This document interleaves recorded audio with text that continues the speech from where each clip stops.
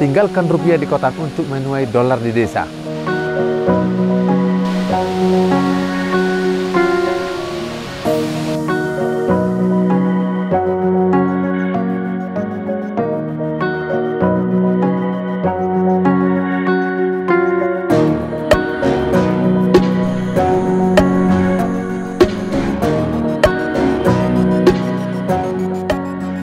Saya Marandus Sirait sebagai pengelola Taman Eden dan juga berkecimpung di dalam budidaya dan produk-produk turunan andaliman. Ya, ini lokasinya di Desa Siongkang Utara, Kecamatan Menjulu, Kabupaten Toba Samosir, Sumatera Utara. Taman Eden 100, kita terinspirasi dari kitab suci, dari Kejadian 2 ayat 15, usahakan dan lestarikanlah bumi. Selama ini banyak orang hanya mengusahakan, melestarikannya tinggal. Nah, jadi kita mau buat percontohan kecil di kawasan Danau Toba di dalam pemulihan ekosistem. Maka kita buatlah tahun 99 Taman Eden. Konsepnya manusia, tanaman, binatang hidup rukun. Sementara 100, artinya 100 jenis tanaman pohon berbuah ditanam campur aduk di antara kayu-kayuan yang ada. Ya, bukan kebun. Jadi tapi hutan buah, hutan alam. Tapi 100 jenis tanaman pohon berbuah ada di dalamnya. Luas lokasi ini ada 50 hektar. Karena saya tahu kawasan Danau Toba seluruh lekuk-lekuknya itu penuh dengan dolar, berlian. Tapi untuk mengambilnya perlu tindakan brilian juga. Nah itu. Jadi memang yang menjadi kendala pertama bagi kita pulang kampung adalah orang tua dan keluarga. Karena itu menjadi bumerang bagi mereka, kita pulang kampung mereka malu gitu. Dan sementara pekerjaan yang kita lakukan bagi mereka tidak jelas, keluar masuk hutan untuk apa, pada saat itu kan belum begitu populer tentang wisata alam, mendaki gunung, apa itu masih sesuatu yang tidak masuk akal orang. Sehingga saya anggaplah saya 5 tahun di sini dulu kuliah untuk membuat hutan. Ini kan belum ada tanaman ini dulu. Dan setelah 5 tahun saya kuliah di universitas terbuka ini, terbuka ke langit, ya teman kuliah kita ya ada monyet, ada tikus, ada ular gitu. Dosen saya pun saya sendiri, ya. Tapi saya nggak mau kalah dengan orang yang kuliah betulan di UGM atau di USU atau di mana gitu kan. Nah, jadi disinilah saya belajar. Dan persis 5 tahun saya tamat dan langsung diwisuda di Istana Negara. Saya dapat piala Kalpataru dari Presiden. Nah, itulah motivasi saya pada generasi muda dimanapun kita berada saat sekarang ini tidak menjadi penghalang untuk kita bisa maju, untuk bisa memberkati negara kita. Karena di sini kita tanam berbagai jenis tanaman termasuk tanaman khas Toba. Karena itulah sekarang jadi Taman Eden ini sudah dimasukkan menjadi geosite Geopark Kaldera Toba dari tanaman endemiknya. Jadi kita juga membudidayakan, kita membibitkan, menanam, melestarikan tanaman-tanaman khas Toba yang tadinya nggak ada di sini, itu termasuk andaliman. Andaliman ini pada awalnya adalah tanaman hutan. Kita yang pertama membuat budidaya andaliman, membuat kebun andaliman, yang biasanya dulu kan tumbuh liar di hutan-hutan.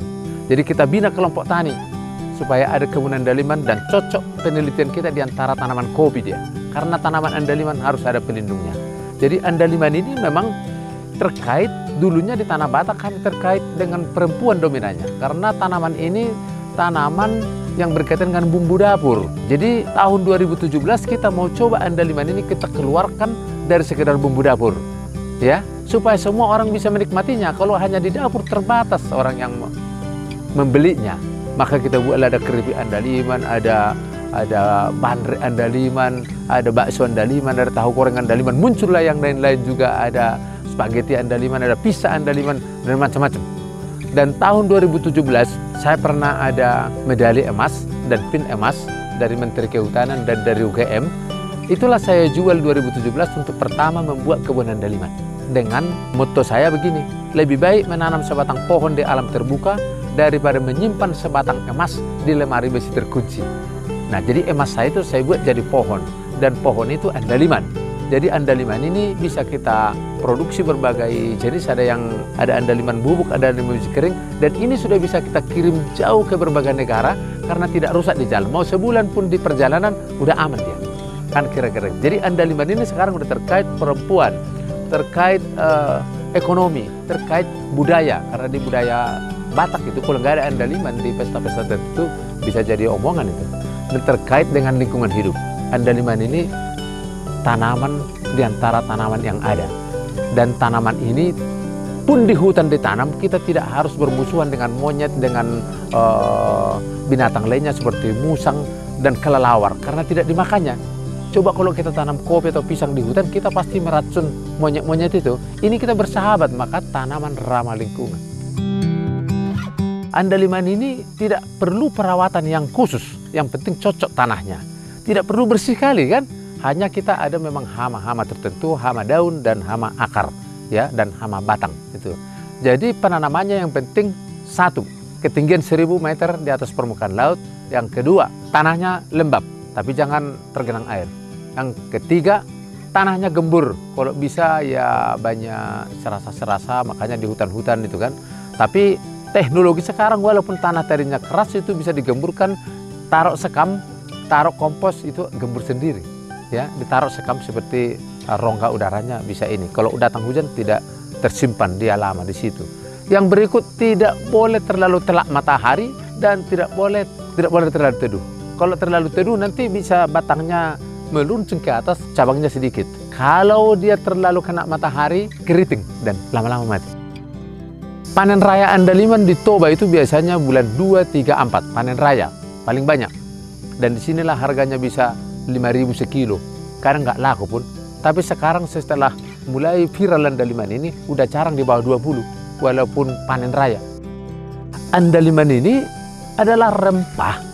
Dia ini masuk di kategori rempah, tapi masuk juga kategori jeruk-jerukan karena mirip aromanya dan rasanya seperti ada kayak jeruk purut. Ya, jadi ini tak salah kalau kita bilang adalah rajanya rempah Indonesia. Karena kalau misalnya merica, lada itu kan hanya panas saja kan. Ini kan lebih dari itu, ada rasa mentolnya, ada rasa getirnya itu yang tak ada di mana-mana. Ada bisa kembas lidah seperti berdangdut. Makanya orang-orang yang suka makanan andaliman orangnya garang. Makanya orang Batak banyak jadi pengacara top. Iya, karena makanan andaliman. Dan penyanyi-penyanyi Batak luar biasa suaranya sampai ke langit ke-7 karena makanan andaliman. Tapi kalau orang Batak yang tak pernah makan andaliman suaranya lembut. Gitu. Jadi makanya selalu kami bilang kalau mau jadi pengacara hebat, makanlah andaliman banyak-banyak, tapi jangan kebanyakan, nanti andaliman payah itu. Ya. Kalau mau jadi penyanyi yang hebat-hebat, makanlah andaliman. Seperti saya katakan tadi, kita membuat wisata, tapi harus mendukung di dalam peningkatan ekonomi, baik kita maupun masyarakat sekitar. Dan bukan hanya manusia, termasuk hewan-hewan itu mendapat berkat, ada buah-buah gratis untuk mereka. Ya. Jadi ini kan kalau ke sini ada bayar, ada kalau edukasi ada jasa pemandu, ya, ada juga homestay di sini. Dulunya terbuka, ada mendaki gunung, gua kelelawar dan lain-lain, itu masyarakat sekitar menjadi pemandu. Dan ada anggrek-anggrek dilestarikan, anggrek Toba. Jadi ada banyak dulu menjadi sumber ekonomi dari alam ini. Ada air terjun, menjadi satu kegiatan, ada lokasi camping, khususnya pramuka-pramuka dan penelitian berbagai jenis tanaman dari kampus-kampus dan LIPI, nah sering ke sini. Dan itulah keinginan kita bagaimana Taman Eden ini tidak hanya berkat di Toba, tapi menjadi berkat di Indonesia dan seluruh dunia lewat apa yang bisa kami buat walaupun kecil, tapi ada nyata dan berharga itu bagi kami. Pesan saya kepada pemuda sekarang, cari ilmu di kota, cari ilmu di luar negeri, tapi mimpikan pulang kampung untuk mengelola, mencari dolar-dolar yang tersembunyi yang ada di Toba ini. Ya, tanpa ilmu yang tinggi, kita tidak akan dapat meraihnya. Ya, jadi ayo sekolah tinggi-tinggi, kejar. Tapi kalau nggak bisa sekolah ke luar negeri atau di fakultas-fakultas yang terbaik di Indonesia ini, tak usah menjadi minder. Tidak sekolah pun kamu di SMA kamu bisa sukses karena sudah ada teknologi. Kita bisa belajar kuliah di mana saja. Lewat handphonemu kamu akan bisa lebih dari insinyur, lebih dari profesor doktor. Yang penting ada karyamu, maka kamu akan menjadi dicari di seluruh dunia ini. Terima kasih ini untuk seluruh rekan-rekan di seluruh Indonesia dan di dunia ini. Kami menantikan kehadirannya di Taman Eden 100. Ya, berbagai kegiatan bisa dilakukan di sini. Boleh menghubungi kami, ada di Instagram Taman Eden, ada juga Facebook Taman Eden. Nomor kami ada di sana, nomor reception dan nomor saya ada, bisa dihubungi. Kalau nomor saya boleh saya sebutkan 0812 6348 192. Itu nomor handphone dan WA. Terima kasih sudah menonton video ini. Jangan lupa subscribe Cap Capung. Horas dari Toba, salam mengintir.